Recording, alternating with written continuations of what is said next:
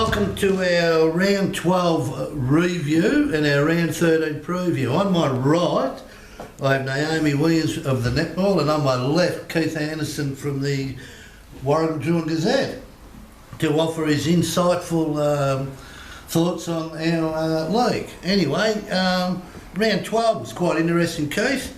A couple of games went the way that we thought, but there was one big upset, Morwell knocking off Leongatha.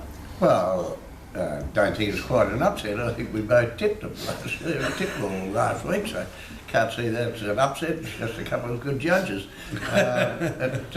Yes, I think the surprise in that game was the extent of the win. It was a very solid win after the first quarter. More then had control of the match, all the answers to what Leongatha could throw up.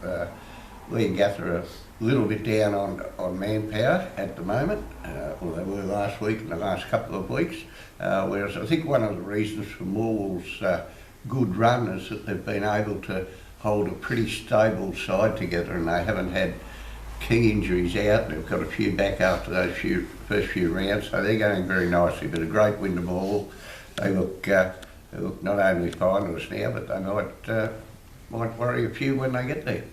Well, they'd be having a smack at trying to get into the double chance. If they can sneak third, it's a long way to go, but they're a game percentage off Mafra. But anything can happen. We've still got 6 or 7 rounds to go, hopefully. Okay, what we might do is, do you want to just do a quick little rundown of yours? Because there was an upset there at Morwell again with the netball. Yeah, Morwell managed to overturn Leongatha, which wasn't expected, but definitely makes a big change for what might happen in the ladder for this season. So there's a couple of lower base teams this week that managed to get on and get wins, so tightens things at the top and makes it really interesting for the next couple of rounds. And your team, Druin in the A grade, has snuck in there at the moment. They're in 5th posse. Yeah. But they didn't have it all their own way. They only won by, I think, 6 goals, wasn't it? A win's a win, we'll take it. Okay. All right, round 13 coming up, and we have, I better just check I've got the right one, Keith, 2012, that's it. We have Moe hosting Terrelgan, which is a local derby. The Moe boys have been going flat out to give those big boys from Terrelgan a bit of a run for their money. Yeah, nothing can be taken for granted in those games. Terrelgan, a lot to play for. Moe can come up pretty well if you ever switch your phone off. I normally do that. Yeah, I think this will be a pretty interesting game. You'd expect Terrelgan are starting to run into a bit of form. I noticed some of their key players around the ground, like Michael Geary and those guys, starting to run into a bit of consistent form the last few weeks. I think they might just have a little bit in their legs to beat Moe, but I think it'll be quite an interesting game. Yeah, no, I think so too. So who are you tipping there? Terrelgan. I'll go for the outsider. I reckon Moe will just bring themselves right up for this. So I think Moe will cause an upset and actually beat Terrelgan. Now, unfortunately, we have the same thing each week with A grade, but we just tell everybody that Moe only has an A grade missing, but they do have one in every other grade. Is that right, Naomi? That's correct. And Terrelgan this week, with having the bye, they're sitting 3rd at the moment, but the bye is probably likely to drop them even out of the 5 with how close things are. So it'll be interesting. Oh, it's a traffic jam up there, isn't it? Definitely is. All right, we'll go to the second game, which is Bairnsdale hosting Morwell. Morwell going up to Bairnsdale. They might be in holiday mode. I doubt it. Very much doubt it. The last 3 or 4 weeks, you'd almost say Bairnsdale have been in holiday mode. They've certainly had a big slump. It's hard to see them recovering at this stage, and especially against Morwell. Morwell just can't afford to take the foot off the pedal. I expect they'll be well prepared for this and should come away with the points. Yeah, I tend to agree with you there. I think Morwell will go up there keen. They're in there now, and I think they're determined to stay there. Whilst we're on Morwell, fantastic effort by Morwell last week hosting Leongatha. They said they would donate the gate. It was well over 4,000. There was $1,600 donations. and they passed the tin around the week before, and I think it was something like about 6,600 that they handed into the Bow Vernon Fund. So, fantastic effort and well done to all the, the Morwell club. I just think that is just superb. And the latest news on Bo is that he's got a long road to toe, but he has got a bit of feeling in, and hopefully that he can get better. And we're all wishing him all the best. And the league will be looking collectively to be doing a fundraiser soon. Onto the netball. Morwell travelling up to Bairnsdale as well. Yeah, funny that. Morwell 2 weeks ago drew with the bottom side in Warragul. Then last week beat the top side Leongatha. We said last week if they wanted any chance of finals they had to beat Leongatha, and we didn't think they would. So to still keep their hopes alive, they have to beat Bairnsdale. They definitely have the team to prove it, or team to do it. They've proven that after beating Leongatha. So as long as they can keep that defence really tight, a bit of body on body, a bit of contact, a bit of semi-contact, they should be fine to get a win against Bairnsdale and still keep their You'd be hopes checking alive. what they put in their water this week, wouldn't you? I hope it's not any of those sleeping tablets that have been banned or anything. Oh, you never The know. Morwell girls, they're fired up, like you say. They're That's a great it. win. All right, we'll go on to our next match, which is Leongatha hosting Mafra. Now, this is a pretty interesting game, Keith. It's second versus third. Yeah, probably. It's the game of the round. Very interesting. The last few weeks, Leongatha, of course, have had Bow Vernon missing, but his brothers Zach hasn't played the past fortnight, and Dwayne Holt's missed the past 2 games as well. So they've been a bit down. They're at home now, which is a formidable venue for any visiting side. Mafra has had its absences, and understand Adrian Bergil has got a few problems again this week with a fractured cheekbone. You've got the inside news there, have you? Well, that's understand it happened. All right, fair enough. And of course, with Dan Stubb moving on, there's their 2 key forward posts. They'll miss Digger. Yeah, it's interesting situation there. I think Leongatha perhaps get back on track now, and at home, bit of emotion at home, they might just pull this one off. Yeah, I tend to agree with you. So, now in the netball there, well, that's actually quite, Leongatha's on top and Mafra is 6th. Yeah. So that's got to be a Well, big look, one too. another boss. big one, that's right. Like, all of them always make a difference. Leongatha will be looking to try and get their form back, prove the reason why they're the top team. But, we played Mafra a couple of weeks ago and they weren't easy to knock off. So, Mafra have the opportunities, but they've got the travel. So I tend to think that it'll be Leongatha on their home ground. Home court. Home court. And it's an indoor court. Does that have any influence at all? It has a little bit. All right. It's a different game indoors as opposed to an outdoor game. You're not prevailed with the conditions. It's always cold and wet over at Leongatha, so probably Leongatha's court's slippery, so if it's had a good clean, it always makes it a little bit easier to play on. No slipping and sliding, but there's always those home court advantages, no matter where you are, inside, outside. Your court better than So anyone does else. it become more of a contact game or anything in an indoor court, or? Yeah, it's definitely rougher indoors. It's rougher. Oh, okay, no worries. All right, we'll move on to, we've got 2 games to go, and we'll do Sale Wonthaggi. That's a reasonable trip for the Wonthaggi boys. They'll be travelling up there. They had a win last week. Sale had a big, well, not a big win, they had a solid win against Druin. And this should be, a reasonable good game again. Yeah, very good game.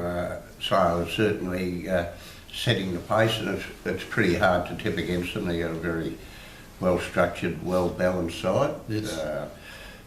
Wonthaggi, I just suspect might be starting to run into a bit of better form. They've had a few missing during the year.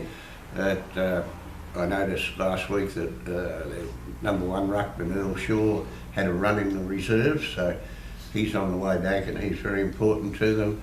Nathan Bell been back for about 3 or 4 weeks, late start to the year, ran into some good form last week, as did Aaron Ware, get back to good form. So the midfielders with Bell, Ware, Lucas White, Lee Warnett, all going very well, and I expect this to be a pretty good battle. Wonthaggi certainly need a win in a game like this to shore up their chance of making the five. So I think this is going to be a pretty good game. So Earl Shaw will help shore that up, you reckon? Well, if he doesn't have another run in the twos, but he hasn't played all year. All right, he's an important player. Yeah, look, I think Sale will win that, but I am expecting a very hard game, actually, a very close tussle. The netball, how are we looking there? I'm having a look. Oh, gee, there's not much in that either. So Sale Wonthaggi, it'll be a big game. Whichever team manages to win this match will move to second on the ladder. So Sale, I think after their loss last week, will have had a hard week at training. Will be prepared to get in there and fight hard, and I think that we'll probably see Sale come up with a win. But Wonthaggi have surprised us a couple of times, and I wouldn't have picked them to be where they are at this stage in the game. So while I'm tipping Sale, again, I wouldn't be surprised because we've had a few matches that haven't gone the way that the ladder dictates they should. Well, I mean, at the start of the year, Wonthaggi were a bit concerned about playing A or B, I can't remember, but I'm just having a look here. C grade, they're not too bad there. They've had 4 wins, they're down the ladder, but in B grade they've had 7 wins, and then, in A grade, well, they're in the 5, so obviously they managed got to them all come together. up enough teams, so that's it. I did attend that meeting. Well done, yes. Okay, all right, the final one we've kept for the local derby around here, which is Warrigal hosting Druin. This is always a classic match. It's like any typical derby. They go flat out to beat each other. It's bragging rights for, for playing for the Warrigal Druin Gazette Cup. So I think that's a prize that I think Juppy's never won one. He lost it when he became president of Druin, and the 3 or 4 years he was there, he lost it every year. And then Steve Allison came on and he won it back. But that should be a great game, even with all the turmoil that we've had at Warrigal last week. Yeah, well, this of course is a Sunday game at Western Park at Warrigal. Yeah, there've been interesting clashes over the years. Sometimes there's been very close games when you expect them to perhaps be a bit one-sided. Other times there's been some blowouts, but always played... great spirit. Well, with a lot of spirit. But, and it's irrespective of where sides are, it's a game they really set themselves to try and win. It'll be pretty close, Drew, and you'd expect Drew to be favourite, but they haven't actually been setting the world on fire either. Warrigal's had its problems and issues, and it's been very hard for them to have any stability in their side, let alone a bit of instability that occurred in the coaching ranks last week. But almost every week they've had 4 to 5 changes. I doubt whether at any stage during the year they've had what they deem their best side on the field or very close to it. Not quite sure how they'll front up this week. I'll go for Druin, but this is one of those games that could be an upset, you never know. Well, there's only 5 Ks between them, and they, as we say, we know both sides will pull out stops. Whenever one's down near the bottom, the other one's up near the top, there seems to be that upset. But I think Druin's got more firepower, and the stats suggest they should win. But again, it's going to be a very close tussle. In the netball, Warrigal down near the bottom there, but I'm sure they're going to come out blazing with all guns. Blazing. Well, it's always a good game, Druin Warrigal. I guess speaking from a Druin perspective, we need a big win this week. Would like the percentage, but you can't discount any team. Any team are able to come along, and Warrigal at home. If they get the right conditions, if they've got their full side in. Druin have got 3 injuries this weekend from their A-grade side, so you know what, anything can happen. So you're tipping a physical contest or just a very tight contest? Oh, I think a tight contest. Yes? Okay, I'm interested. Good spirit of the game, you know, but it's no, it's always fun during Warragul. Okay, that's it. We just, by the time this goes to air, our Latrobe City Cup teams will have probably played. On the Wednesday, July 11th, Mid-Gippsland, Gippsland League, Allenbank District League and the Alberton League are playing a round robin for the Latrobe City Cup, 16s and 18s. It's always a big day, it's out at Yanar.